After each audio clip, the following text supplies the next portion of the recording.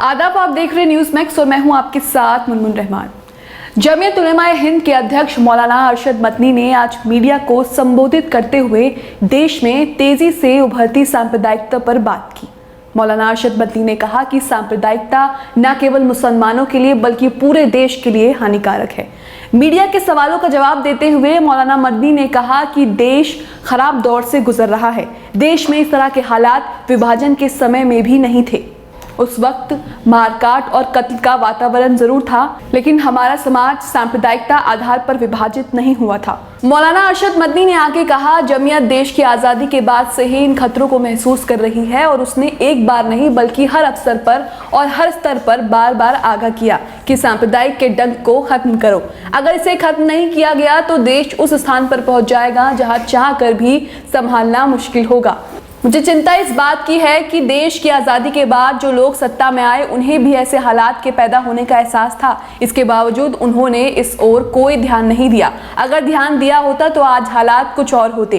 देश के लिए कांग्रेस की सेवाओं को नजरअंदाज नहीं किया जा सकता। हमें अफसोस सिर्फ इस बात का है कि आज जो चीजें हो रही हैं ये तो हम पहले से जानते थे। आज एक खास सोच को देश पर थोपने की कोशिश हो रही है। लोकतंत्र में तानाशाही की मिलावट से आगे चलकर किस कदर तबाही हो सकती है, इस बारे में सोचकर ही डर लगता है। शहर से गांव तक सांप्रदायिक सद्भाव को तबाह करने की साजिशें हो रही हैं।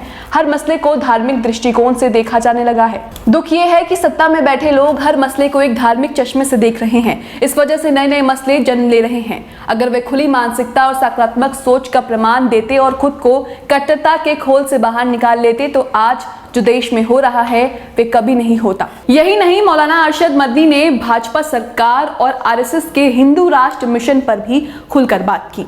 उन्होंने कहा, देश में आज जो कुछ भी हो रहा है वो पहली नजर में तो यही कहा जाता है कि सब कुछ अनजाने में हो रहा है, लेकिन ऐसा नहीं है। गाय की रक्षा का मामला हो या देश प्रेम का, इन सब के पीछे एक नियोजित षड्यंत्र के सिद्धांत काम कर रहे हैं। सब जानते हैं कि इसके पीछे एक ऐसे संगठन का हाथ है जो लंबे समय से वैचारिक युद्ध लड़ रही है।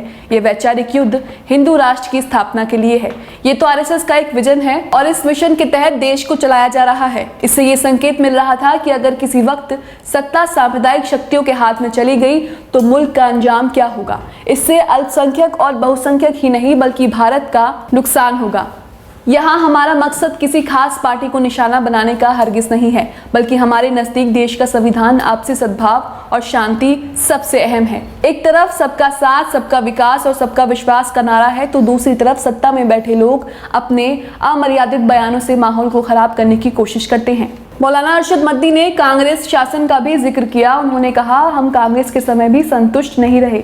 जहां कहीं भी कोई गलत बात देखी हम उनसे लड़े और उन्हें रोकने का प्रयास किया, मगर अब स्थिति ये है कि हम शिकायत भी नहीं कर सकते। आज हम ही नहीं, न्याय में विश्वास रखने वाले दूसरे लोगों के साथ भी यही मसला है। हमारे प्रदर्शन और शिकायत को एक नया अर्थ और नया रूप दे दिया जाता है। इसे देश विरोधी गतिविधियों से जोड़ा जाने लगता है। कांग्रेस शासन में कोई बड़े से बड़ा सांप्रदायिक ये नहीं कह सकता कि हम भारतीय नहीं है, लेकिन आज मसला हमारे अधिकारों का है।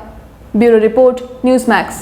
सभी अहम खबरों के लिए न्यूज़ MX को सब्सक्राइब करें, साथ ही बेल आइकॉन को जरूर दबाएं। लाइक, शेयर, कमेंट करना ना भूलें।